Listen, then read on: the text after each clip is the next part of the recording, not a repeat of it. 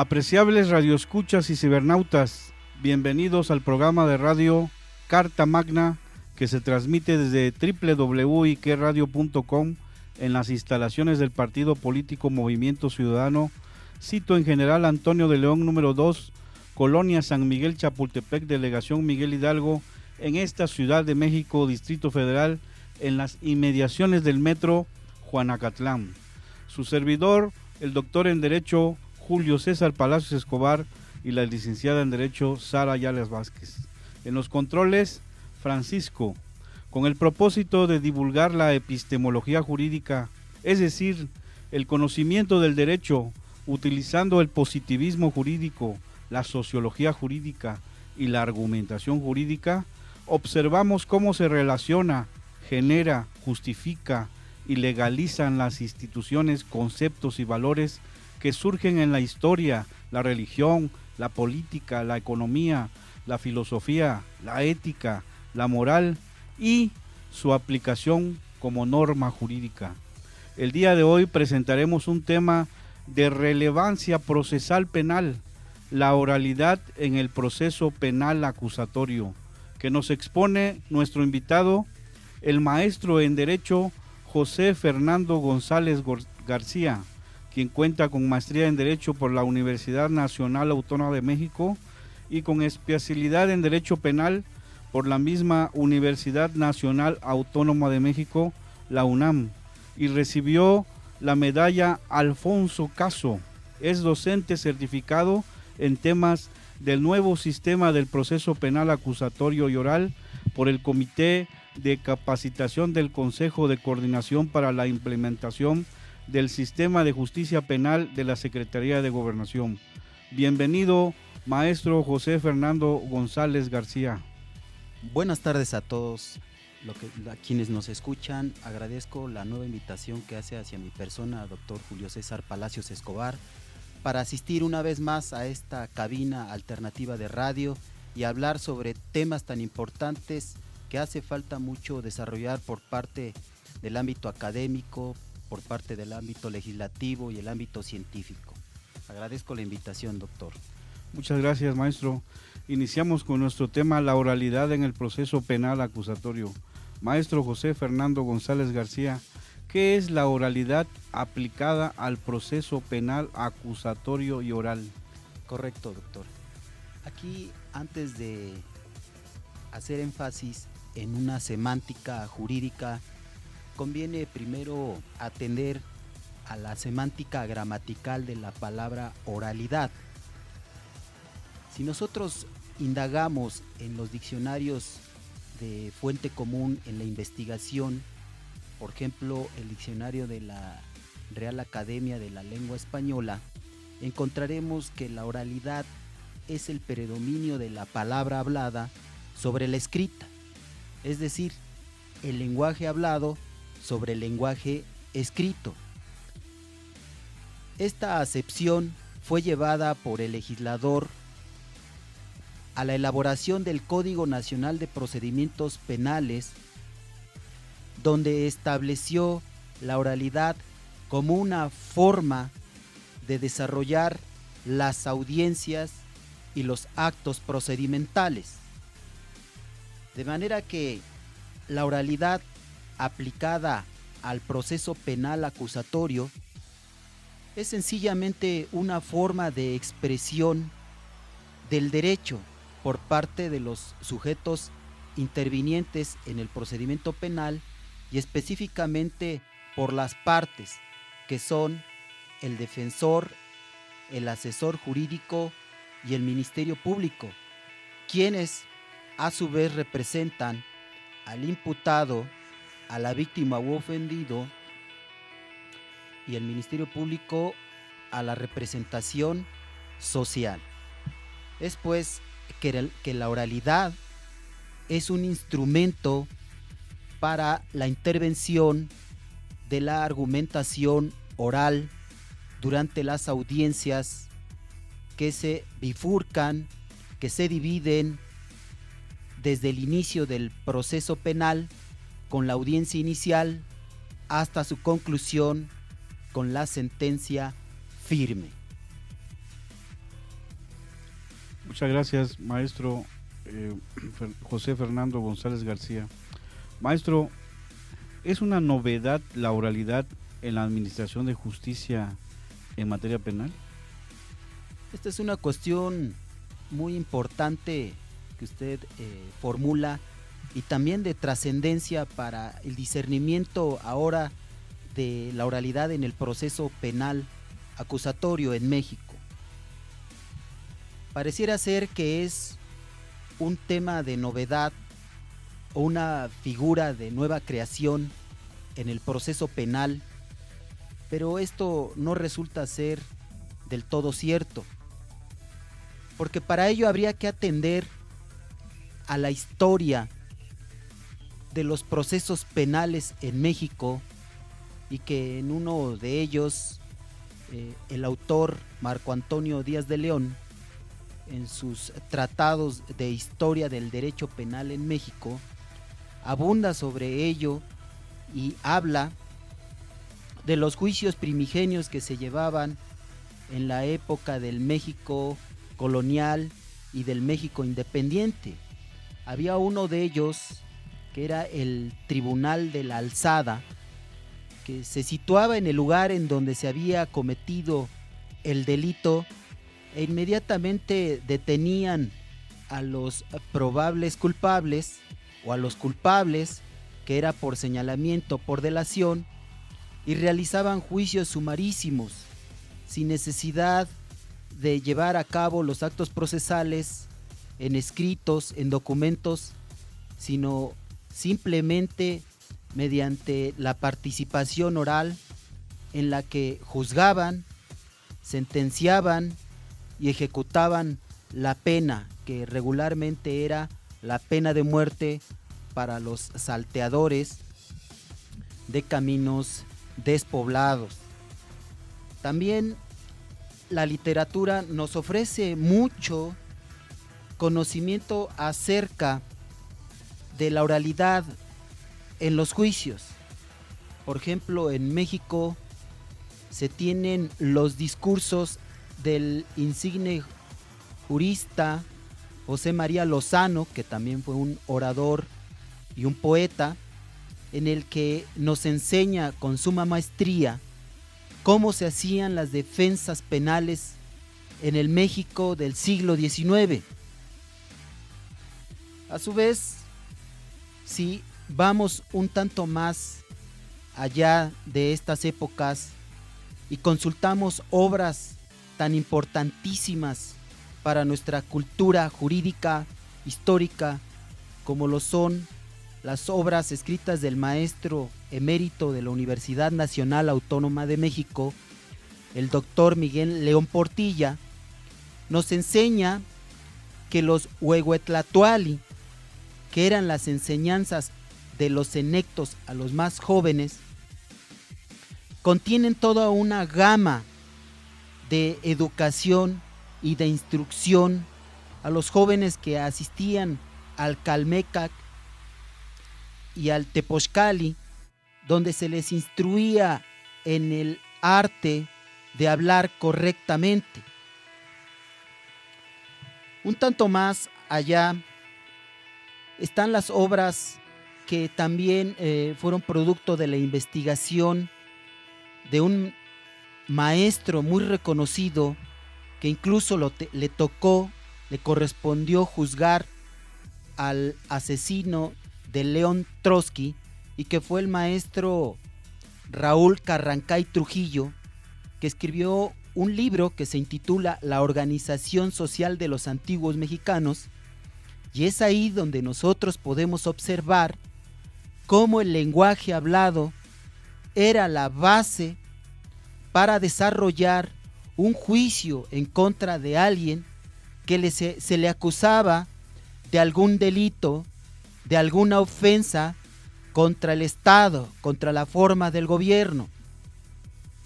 Incluso la oralidad era un requisito indefectible que el tlatoani debía cubrir si es que quería alcanzar a ser gobernante de la antigua Tenochtitlan.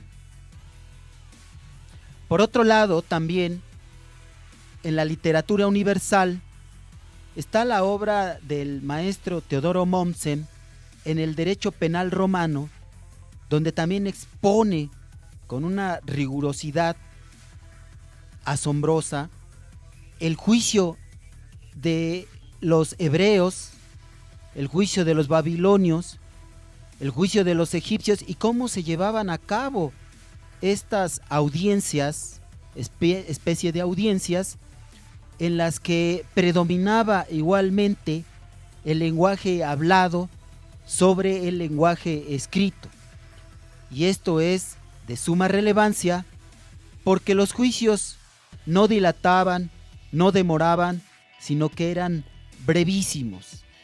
Se juzgaba, se sentenciaba y se imponía la pena correspondiente al transgresor de las leyes. De manera que la historia de los juicios nos lleva a tener por presente que la oralidad no es una novedad en la administración de la justicia penal. Hay que tener un poco de curiosidad para indagar como académico, como juez, como magistrado, para darnos cuenta que en la actualidad la oralidad ocupa el lugar que siempre ha merecido en la administración de justicia, que es el de una forma de expresión del derecho. Muchísimas gracias, maestro. Yo quisiera agregar también, como parte de la oralidad, el estudio que hicieron los griegos, sobre todo los griegos y también los romanos, de la retórica. Una exhaustiva investigación que hizo Aristóteles en Grecia y después en Roma nuestro más grande jurista, Marco Tulio Cicerón, ¿sí? Amigos, vamos a un corte y regresamos inmediatamente con la exposición del maestro José Fernando González García.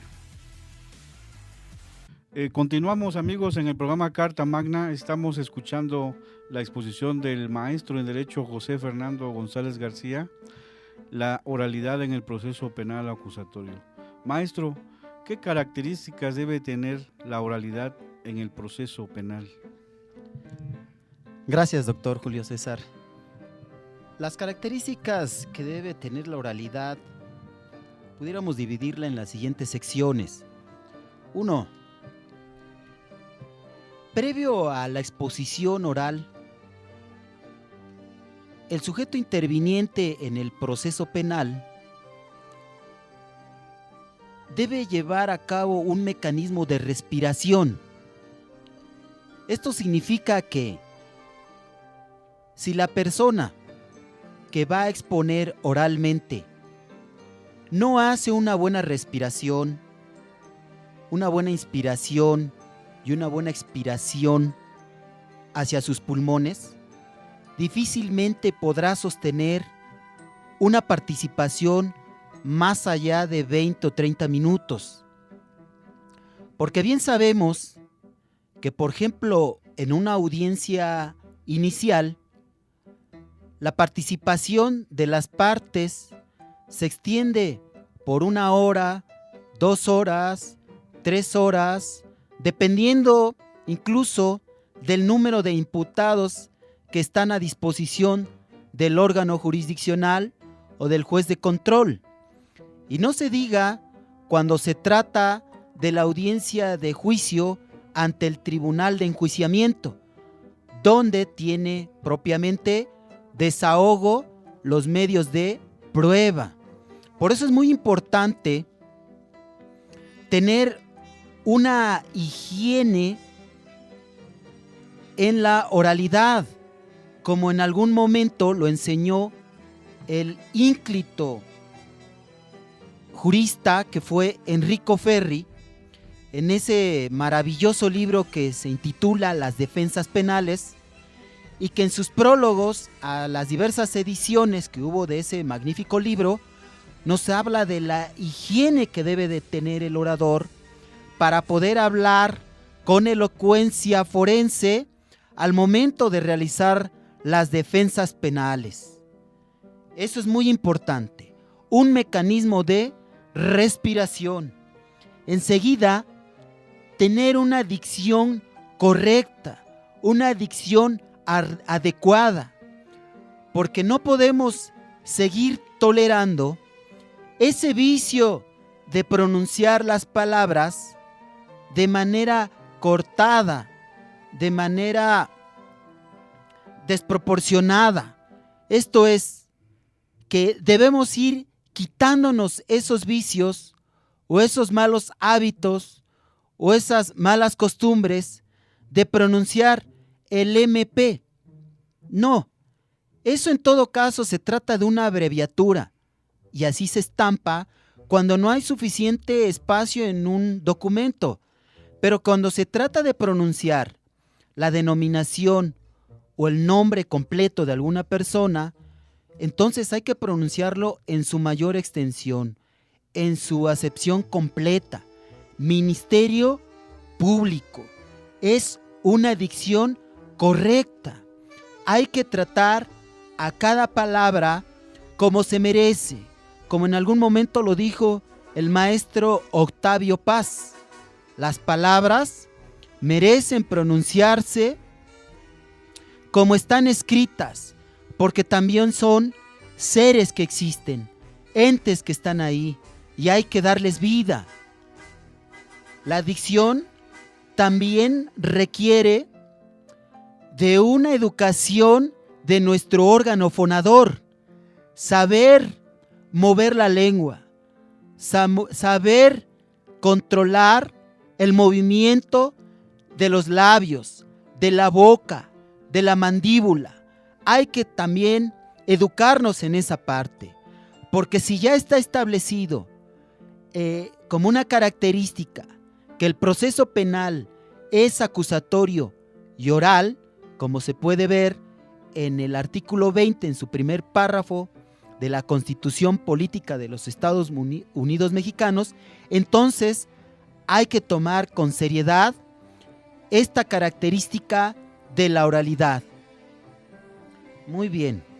También otra característica de la oralidad es tener un acervo cultural enorme, un léxico jurídico suficiente, bastante, porque no es agradable escuchar tanto a la gente del Ministerio Público como al defensor o a la defensora y al asesor jurídico en las audiencias reiterar los conceptos jurídicos del proceso penal uno tras otro, que eso revela una falta de estudio sistemático del proceso penal, porque este proceso no solamente tiene sus bases en el Código Nacional de Procedimientos Penales, sino también en la Constitución Política de los Estados Unidos Mexicanos.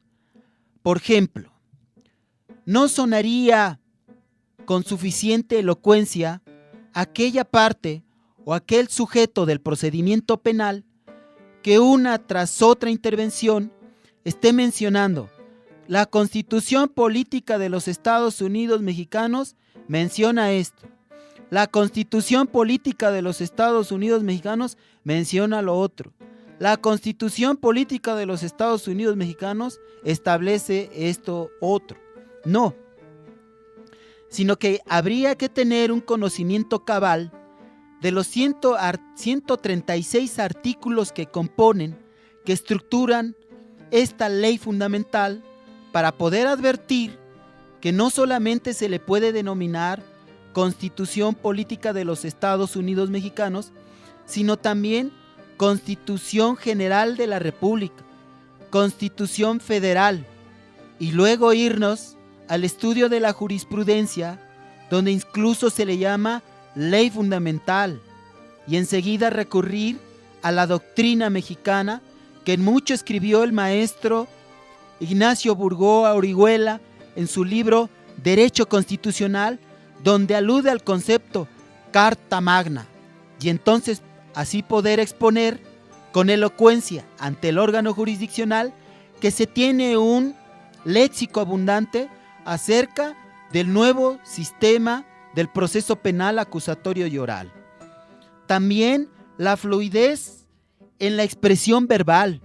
No podemos estar titubeando, no podemos estar dudando en cada una de las intervenciones que hagamos como defensor, como agente del Ministerio Público o como asesor jurídico. Hay que tener esa facilidad de poder exponer cada una de las premisas, cada uno de los silogismos en la argumentación oral, porque de no ser así, entonces la participación de esa parte en el proceso penal pues demeritaría mucho en esa fluidez que se debe tener como habilidad para la exposición oral. También la moderación de volumen de la voz. Hay que tener altos, medios y bajos en cada una de las expresiones orales. ¿Por qué? Porque está comprobado psicológicamente que si se expresa bajo una línea de volumen de voz, una exposición más allá de 20, de 30 minutos, lo que va a causar en el oyente o en los oyentes, pues va a ser un aburrimiento por parte de ellos, porque no hay énfasis en cada una de las palabras que se pronuncian, en cada una de las intervenciones. Así, por ejemplo, si el agente del Ministerio Público va a pronunciar cada una de las partes que componen su teoría del caso, pues tendría que ocupar volúmenes de voz distintos en la teoría fáctica, en la teoría jurídica y en la teoría probatoria, para hacer de la exposición de la teoría del caso una llamada de atención para quienes están oyendo. No podemos seguir así sin una educación en el hablar, en la oralidad. Otra característica más es la exposición metodológica del conocimiento jurídico, la exposición ordenada. Hay que tener un pensamiento ordenado para poder tener a su vez esa elocuencia, esa fluidez de la que tanto recomendó, reitero, este jurista que fue Enrico Ferri, uno de los apóstoles de la criminología positivista, que fue también Rafael Garófalo y César Lombroso. La exposición ordenada del conocimiento jurídico nos llevará, en muchos de los casos, a convencer por medio de la expresión del argumento oral acerca de la postura que sostenemos, ya sea en la acusación, en la defensa o incluso en el asesoramiento de la víctima o del ofendido. Y esto lo digo porque en las audiencias iniciales, en las audiencias intermedias, en las audiencias de juicio, por ejemplo, lo que sucede con el asesor jurídico de la víctima u ofendido es comúnmente que se adhieren a lo manifestado por el agente del Ministerio Público, que están de acuerdo con lo que se ha dicho, que no tienen algo que decir. Y eso no se puede tolerar, porque si está considerado el asesor jurídico como un sujeto del procedimiento penal, como una parte, entonces le es exigible igualmente que exprese el argumento oral en favor de los derechos de la víctima o del ofendido. No puede permanecer, no debe permanecer más en esa reticencia jurídica. También, como otra característica de la oralidad, es la firmeza en el uso de la palabra. Es el proceso penal que implica hablar del derecho. En el derecho se llegan a conclusiones válidas o no válidas, y no podemos proceder como en otros ámbitos donde se pronuncia yo creo, yo pienso, tal vez, quizás, no. Aquí se debe tener firmeza en el argumento, sostener lo que se está afirmando e incluso lo que se está negando, para dejar una estela de seguridad ante el órgano jurisdiccional que nosotros mismos estamos convencidos de lo que estamos haciendo, acusando o defendiendo. Ya lo decía en algún momento el excelso orador mexicano José Muñoz Cota: si quieres convencer a tu auditorio, expresa argumentos convincentes. Si quieres que tus oyentes se conmuevan, conmuévete tú. Si quieres que tus oyentes lloren, llora tú primero. Porque si ellos no observan que no estás exponiendo lo que piensas o lo que sientes, difícilmente podrás llevar al auditorio al lugar en donde quieres. Y también, y por qué no mencionarlo, las buenas maneras. Saber hablar ante el órgano jurisdiccional de manera educada, de manera cortés. Nada nos quita decir cuando nos concedan el uso de la palabra: gracias, su señoría, gracias, señor juez. Saber hablar con propiedad. Recuerden ustedes que la cortesía abre puertas y en nada nos va a demeritar hablar con esa educación que debe caracterizar a todo abogado, a toda abogada, porque estamos en una nueva etapa del derecho positivo en México que exige llevar a cabo las mejores prácticas, las mejores maneras, representar lo que nos han enseñado en las universidades y en el seno de las familias. Muy bien, pues estas serían algunas de las características de la oralidad en el proceso penal y también en otro tipo de procedimientos, como ahora se está observando en los juicios civiles y en los juicios mercantiles. Muchas gracias, maestro José Fernando González Ortega. Yo quisiera agregar que estas características que usted señala son las mismas características que se enseñaban allá en Grecia hace 2000 años o más de 2000 años, y cuando se establecía esa escuela que tenían los famosos filósofos llamados los sofistas, que utilizaban la oratoria como un arma de la retórica y les enseñaban a manejar la voz, les enseñaban a manejar la mímica.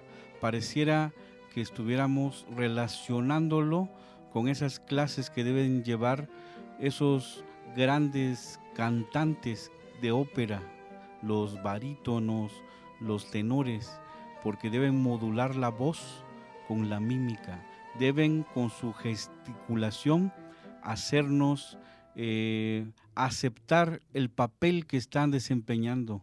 Es relacionada la palabra con la actuación, lo que los griegos también relacionaban con el teatro, esa famosa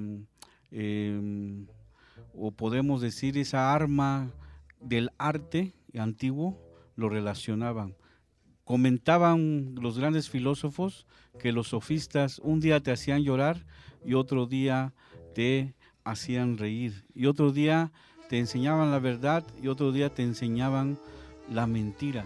Eso fue el arma que utilizaban para poder desarrollar su postura filosófica y de la que se opuso Sócrates.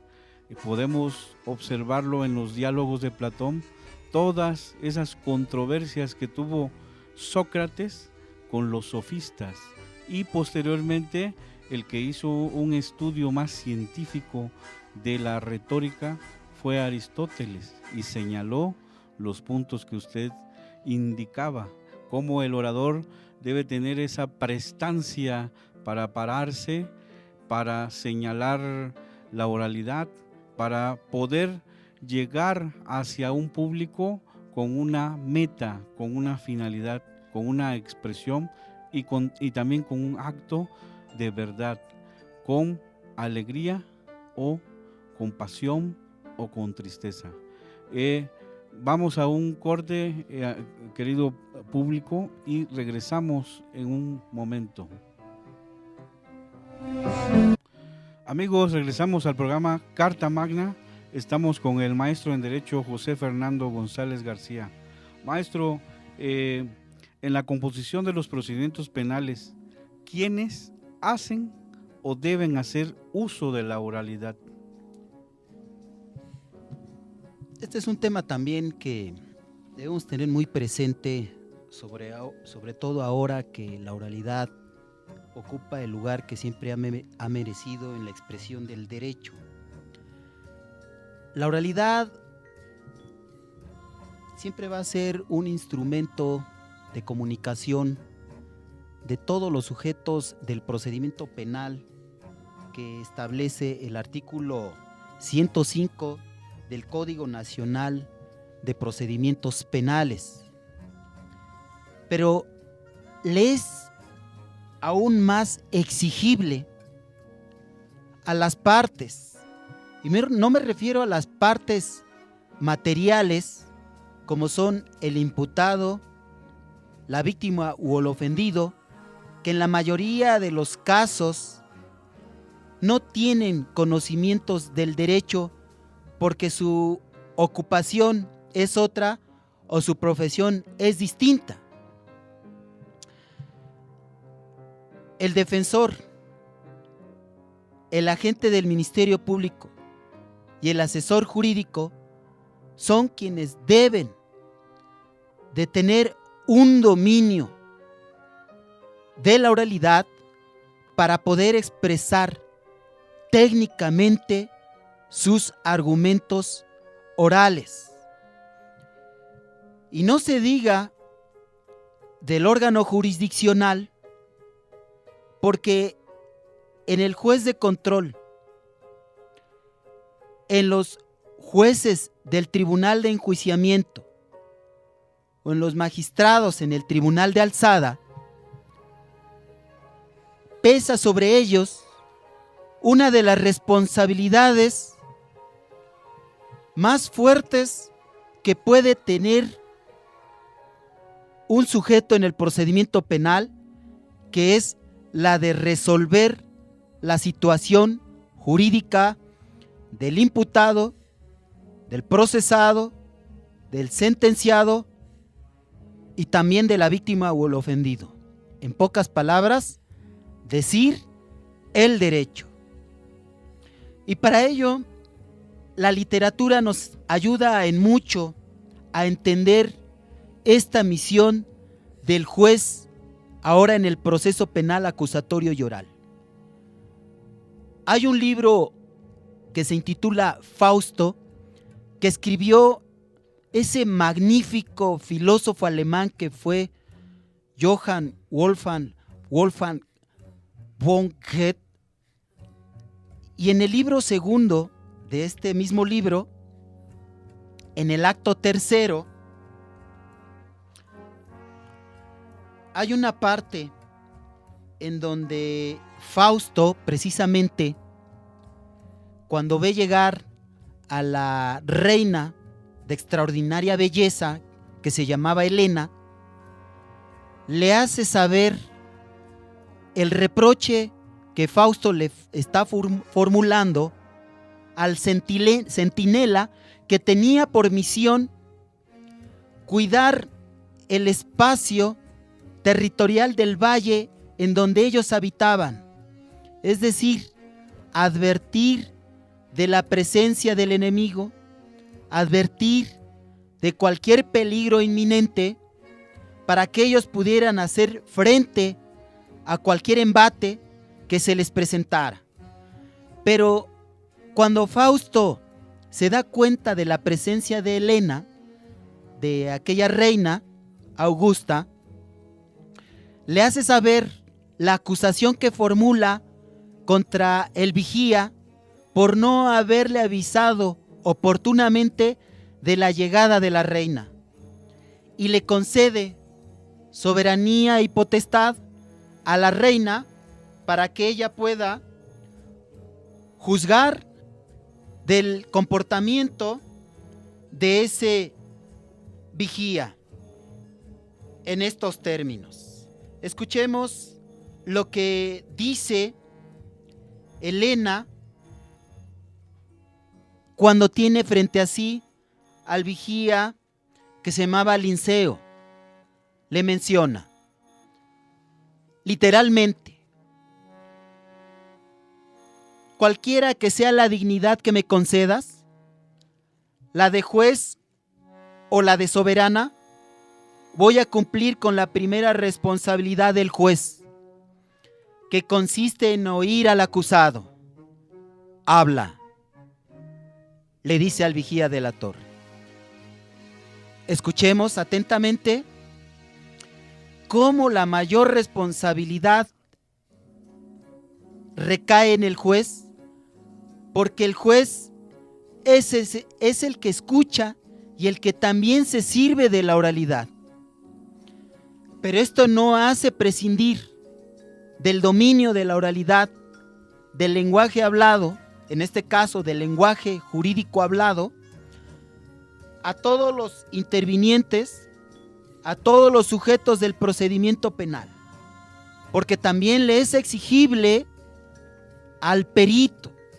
Ahora ya no será suficiente la presentación de su dictamen por escrito, sino que también tendrá que sostenerlo verbalmente en audiencia ante los interrogatorios que le formulen las partes.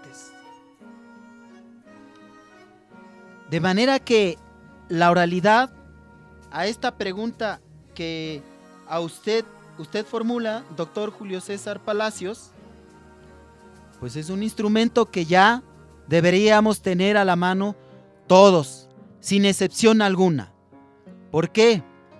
Porque si hay una deficiencia técnica que advierta el órgano jurisdiccional, entonces en su caso habrá una suplencia del defensor, una suplencia del asesor jurídico, y que también la debería haber para el agente del Ministerio Público. Si ustedes observan, si ustedes son minuciosos en la lectura del Código Nacional de Procedimientos Penales, no se observa que si hay una deficiencia técnica por parte del agente del Ministerio Público en su participación, se debe llamar a su superior jerárquico para que lo supla otro, sino que simplemente el órgano jurisdiccional, y esto se ve en la praxis, le va a llamar la atención, le va a prevenir para que ajuste su argumentación oral al tema que se está debatiendo o al momento de su intervención.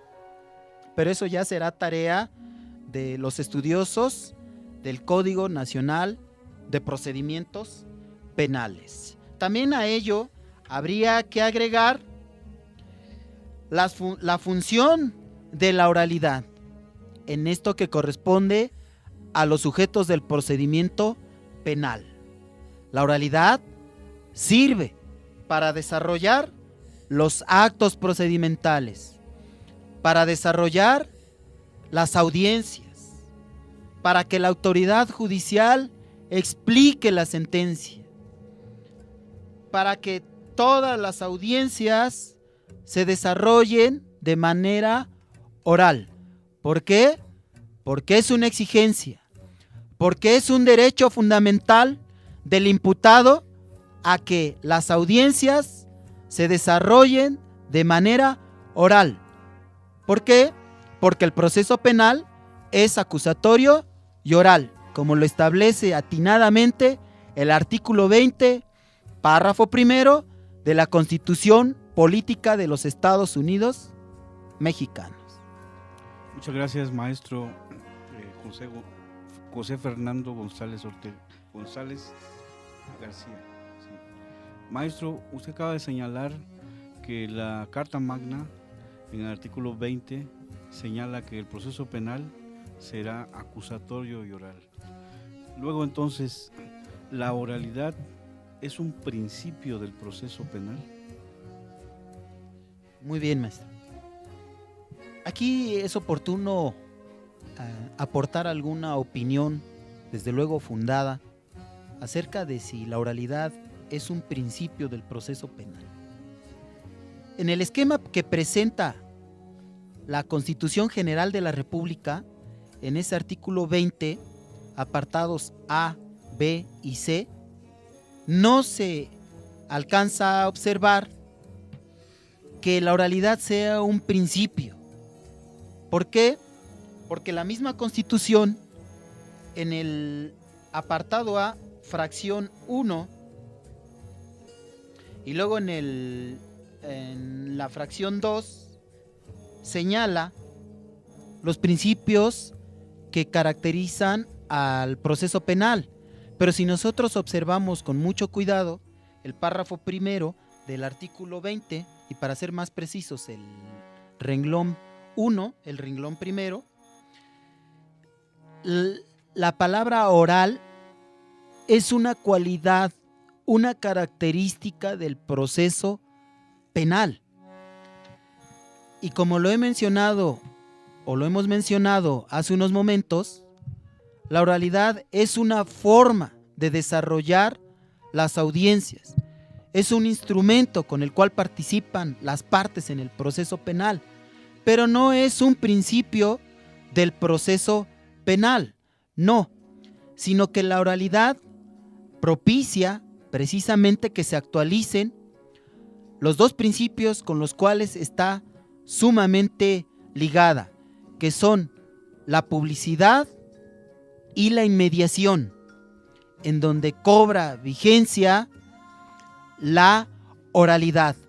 Pero si consultamos la doctrina extranjera, como en la República de Chile o en la República de Colombia, en algunos tratados encontraremos que la oralidad es un principio del proceso penal.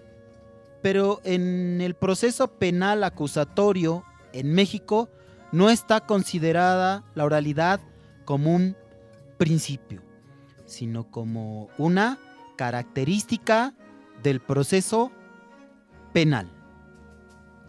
Maestro, buenas tardes.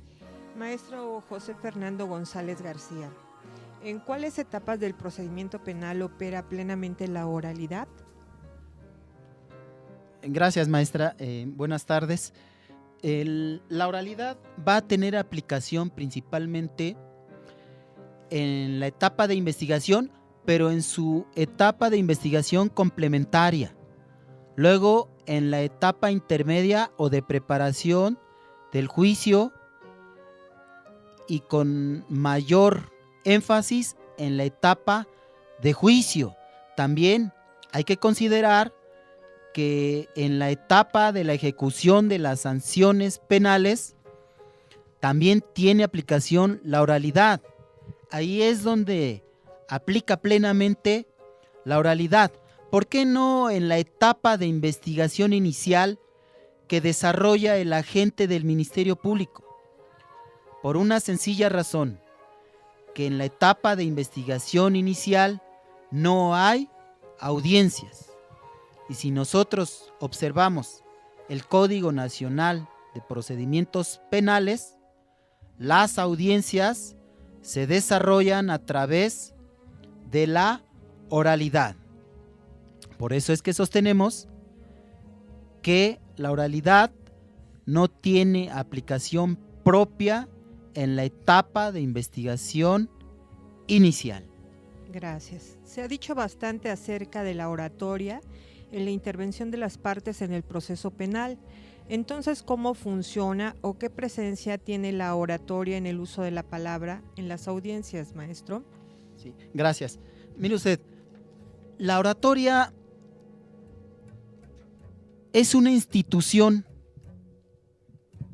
que ha tenido su génesis, que tuvo su desarrollo, que tuvo un momento de exclusión y que ahora nuevamente cobra vigencia para la expresión del derecho.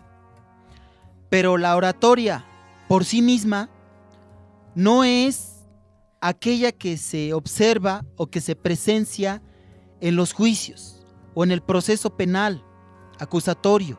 No, porque la oratoria tiene su particularidad. Y como lo enseñó en algún momento aquel orador magnífico que fue Marco Fabio Quintiliano, y por supuesto también Marco Tulio Cicerón, el orador tiene por fin convencer, conmover, persuadir e instruir. Pero en el proceso penal, las partes, principalmente el defensor y el agente del Ministerio Público, tienen por fin convencer acerca de su teoría del caso, no conmover al juez. Por eso es que se establece que la oratoria no tiene aplicación por sí misma en los procesos penales, sino que sirve para desarrollar las audiencias a través de la argumentación oral.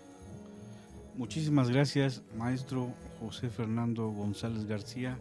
Hemos escuchado atentamente su exposición de la oralidad en el proceso penal acusatorio y eso nos hace remontarnos a las etapas de la evolución histórica de la epistemología jurídica del derecho, allá en los albores de Grecia, con Sócrates, con Aristóteles, cuando empezaron a estudiar ese instrumento de los sofistas y Aristóteles le dio un sentido más metodológico, lo utilizó ya no como instrumento demagógico, sino lo empezó a estudiar como un instrumento para comunicar el conocimiento, ¿sí? Ya fuera el conocimiento a través de la palabra, a través de la oralidad y también a través de la escritura, ¿sí? Él también fue un gran impulsor de otra materia importantísima en esa famosa escuela de la academia, la gramática, ¿sí? Y la gramática y la oratoria han ido de la mano por todas las etapas de la civilización y han sido nuestras armas y nuestros instrumentos para exponer el conocimiento. Aquí llevada la oratoria hacia el derecho y sobre todo a la materia penal, es un instrumento para exponer, para acusar o defender y para llevar una lógica o más bien para utilizar la lógica y la razón como instrumento a través de ya esta herramienta ya obligatoria que es la oralidad, ¿sí? Porque se está tratando de hacer procedimientos o juicios más expeditos, más sumarísimos, para que no fueran tan tardíos aquellos famosos juicios que se llamaban 20, 30 tomos escritos, y se trataba de que fuera una manera inmediata del conocimiento de las cosas.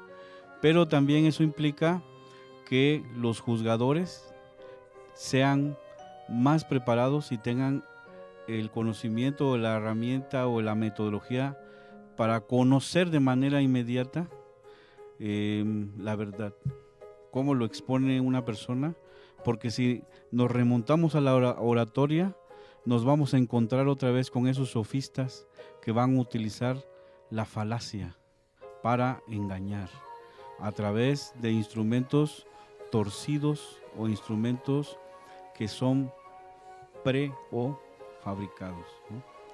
También es importante señalar que en la búsqueda de todos esos instrumentos nace en la Corte de Nueva York esa famosa teoría del árbol prohibido, donde las pruebas ilícitas son rechazadas y es un triunfo de la lógica y la razón, ¿sí?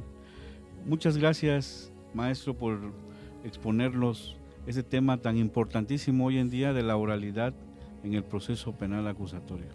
Gracias a usted, doctor Julio César Palacios Escobar, siempre tan buen anfitrión con todos los invitados.